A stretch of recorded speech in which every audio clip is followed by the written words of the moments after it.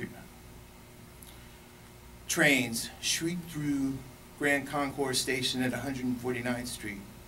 Mike and a few others stood in a small group on the platform waiting for the train. We were on our way to sign up for a job training program in the South Bronx. I leaned against one of the platform stanchions, lost in thought. As summer came to a close, we had to get jobs, find apartments, and make concrete plans to move out of the facility. This was my chief dilemma. I was determined to move back to Pennsylvania, even though the mere thought of doing so gave me a knot in my stomach. I wanted to go home, to get out of New York City. But to make that kind of transition, I need support. I need somewhere to live while I look for a job. And I need food and shelter as I saved up for an apartment. And that's not even considering the intangibles of recovery like depression, coping with the lack of companionship, and the requirement for constant encouragement that only the truly needy can hope to understand. Most guys would turn to their family for this kind of support. Only problem was, I'd burn those bridges, rebuilt them, then burn them all down again, more than once. My family would be crazy to take a big risk with me. I snorted bitterly at my own intractable predicament. Like Dorothy in The Wizard of Oz, I just wanted to go home. But more and more, home was looking like a mirage, an unreachable dream. "Timmy," Mike shouted. He was right in my face, but I hadn't noticed until he raised his voice. "What's wrong with you?" "Sup?" I asked. "You can't stand on a platform like that," Mike said. "Like what?" I asked, confused. I looked down at myself. Zipper up, sneakers time. I seemed okay. "All lost," Mike said. The others circled around me, nodding their heads. "Someone see you standing like that? You're gonna get robbed or punched." I laughed. "I got stuff on my mind, man." "Look, you always got to be scanning. Mike looked to the left, then to the right. Taking his time, he folded his arms across his chest. You got to be on guard. He looked completely at ease, the lord of all he surveyed. "You try," he said. "What are we looking for?" I asked. Everyone chuckled. Mike shook his head in mock disgust. "You're looking for trouble, girls, anything," Mike laughed. I looked to the left. Am I done?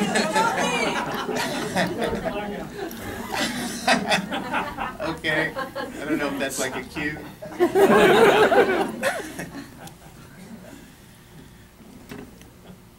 I looked to the left, then to the right. I felt awkward, uncomfortable. Good, that's it," Mike said. "Now check the package." "The package?" I asked. More chuckling. "The package," Mike said. He took a step back and scanned the platform to his left. As he turned his head to his right, he reached down and briefly touched his groin. "Check the package." I laughed. I had seen others do that gesture 1,000 times, but had never done it myself. "Why are you doing that?" I asked. "Why?" Mike rolled his eyes. "You got to make sure the package is intact. Everything's solid." Trying to duplicate the gesture, I made everyone groan with disappointment. No, Mike said. "You're adjusting yourself. If you need an adjustment, go to the bathroom." I laughed, embarrassed. "Just a quick check," Mike said. He narrowed his eyes and touched his groin. I laughed at how easily he slipped in and out of his hard veneer. Mike insisted I try a dozen more times. Everyone critiqued my stance, offered suggestions, and little signature moves of their own. I started getting into it. We were all getting into it, styling on the platform, sniffing, looking hard, and touching our groins. When the crowded train pulled up, we filed into the car in a good mood, dispersing to the few vacant spots. The train doors slid closed, and the car pulled out of the station. As the movement of the train jostled my body, I gripped the handrail tighter. Soon my mind wandered back to how I could get myself back to Pennsylvania, back home. Looking across the car, I found Mike staring at me. When our eyes met, he soundly mouthed the word, "package."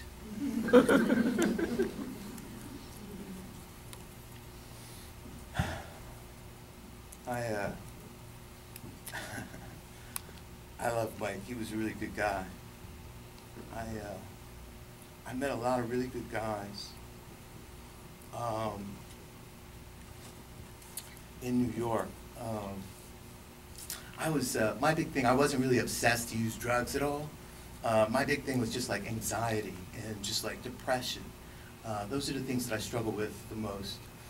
And I was certain that I was going to fail, because I had been in recovery before and it had never worked out for me. And one of the other guys that was a big part of my story was my sponsor. I'd like to read a little thing about my sponsor. I went to meet Roger for lunch. I was interested to finally see what he looked like. He worked near Gramercy on the 3rd floor of a nondescript building. He was 20 years older than me, tall, with thin hair and a strong jaw. He wore pleated khaki pants and a dark jersey. He thrust out his hand and smiled. We walked to a nearby diner in silence. I had spent the night at work and felt sleepy, even a little morose. I slid into the booth and ordered coffee. Roger ordered lunch. As we started to chat, I wondered aloud how long I would last outside treatment. Roger looked at me quizzically. I said I didn't want to feel this way, but I was trying to be realistic. I'd never been in recovery this long before. Wiping fried chicken from his fingers and mouth, Roger leaned forward. Do you believe that I believe you can recover? As soon as he said it, he waved his hand in my face and added, now listen here, I'm not asking if you believe any of this. He sat back in the booth. I'm asking if you believe that I believe it. He jerked his thumb into his chest. This wasn't a hard question. I knew Roger believed. You? I said, sure. His fist came sailing down and hit the Formica table, jangling all the flatware and water glasses. You, my friend, he pointed, are going to make it. He said this with so much gravity and conviction it made me grin. People at nearby tables raised their heads, but Roger ignored them. He said all you needed was a tiny bit of faith to get by. I leaned back and chuckled. Roger believed I would make it.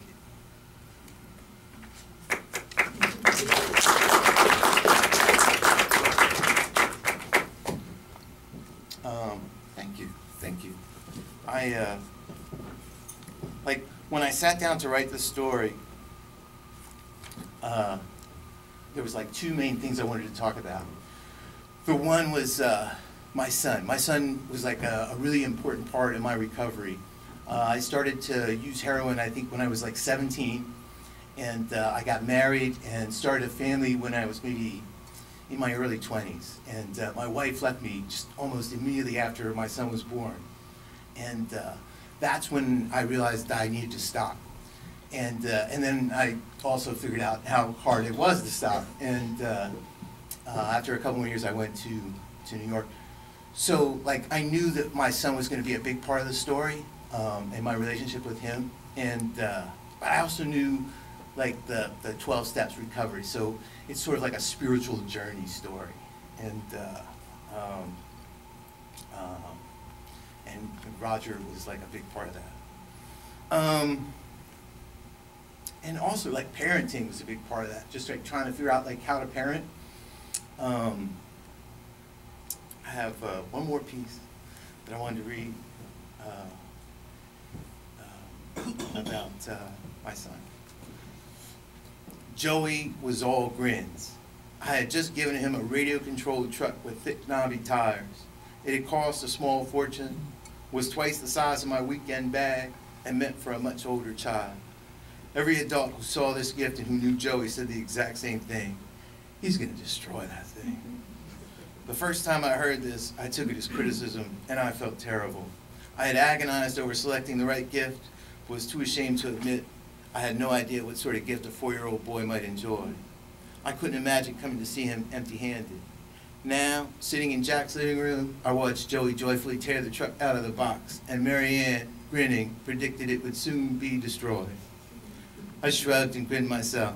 Yep, I agreed. Joey was a little bigger than he had been the last time I had seen him, but he was still just a noodle of a boy, all bony elbows and knees and clipped hair. He liked to play baseball and was turning into quite an athlete, just like my brothers. He asked me to play catch with him. I didn't see how I could refuse. We went into the narrow backyard. The late morning air was cold and the sky a dull white. The back of the house was all glass, windows on either side of a storm door, which had 2 of its own panes of glass. I imagined the look on Jack's face if the ball crashed through any of those windows. Stationing Joey closest to the house, I tugged on a borrowed glove and walked toward the alley end of the yard. We should switch sides. My dad says I should always catch on the alley side, Joey said. I turned to look at the boy and he squinted up at me. In case I miss, he said, nodding toward the glass. I tried to explain that I had much more confidence in his ability to catch the ball than I did my own, but he just kept squinting up at me. I pressed on, even tossing him the ball, an easy underhand jump lob. He caught it effortlessly with a flip of his wrist, but then he looked around uncomfortably. We're going to get in trouble, he said. Big trouble. I sighed. We decided our best bet was to go on up to the high school field to play. He was a much better catcher than me, and I ran for all the balls I missed. By the time we got back to the house, I felt humiliated, tired, and hungry. Joey didn't seem to notice, and he ran into the house ahead of me. Mary Ann offered to make us lunch. I sat at the table, and Joey washed up in the kitchen sink. Looking in the refrigerator, Mary Ann told me what she had. I asked for Lebanon bologna, American cheese, lettuce, and yellow mustard. Joey plopped in the seat next to me and asked for the exact same thing. As soon as I heard his request, I cut a sideways glance at him. I didn't want to feel anxious, but when I looked down at him and saw his beaming eyes and grinning, happy face, I was terrified. You like mustard? I asked. It sounded more like an accusation than I had intended, but I couldn't help myself. And lettuce? Most people like mayonnaise. Occasionally a guy will put some mustard on a hot dog, but rarely on a sandwich, and never with lettuce. Yeah, Joey said. I like mustard. His voice sounded hesitant. Me? I like lettuce. The light in his face dimmed a bit, and I tried my best to backpedal by chuckling, but my mouth was dry and a terrible sound came out. You ever have a sandwich like that before? I asked. Mary Ann turned slowly from the counter with a look of disbelief on her face. Tim, she said to me, he wants the same sandwich as you. I felt embarrassed. Of course he does, I said. Of course. Mary Ann looked at me dubiously. It's a good sandwich to have, I said, to no one in particular. Joey attacked his lunch. I did the same, and Mary Ann left us alone. Except for the sound of contented munching, the kitchen grew silent. As Joey ate, I stole looks at his face, trying to imagine what he was seeing when he looked at me.